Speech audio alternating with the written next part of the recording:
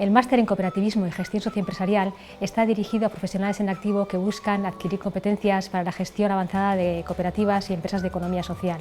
También está dirigido a jóvenes graduados y profesionales de otros ámbitos que buscan formarse en cooperativismo. Este máster también ofrece la posibilidad de realizar un itinerario de investigación que da acceso al doctorado. En este máster encontrarás un equipo docente comprometido con tu desarrollo profesional y personal.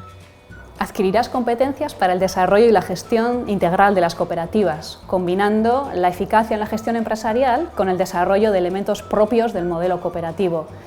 Esa integralidad, esa simbiosis socioempresarial es una de las principales claves de este máster.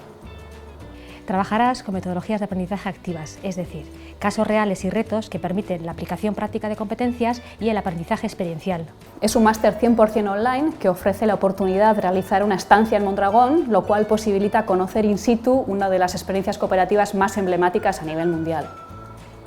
Tendrás la oportunidad de relacionarte y conocer desde adentro los modelos de gestión más avanzados y el saber hacer de las cooperativas de Mondragón. Con este máster obtendrás un aprendizaje significativo y un desarrollo tanto personal como profesional.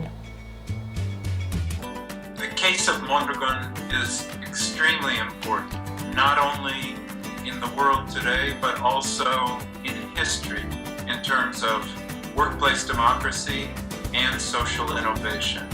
The sheer complexity of the Mondragon system defies easy classification. People often want to consider whether it's some kind of utopia on the one hand or some kind of corporate sellout on the other.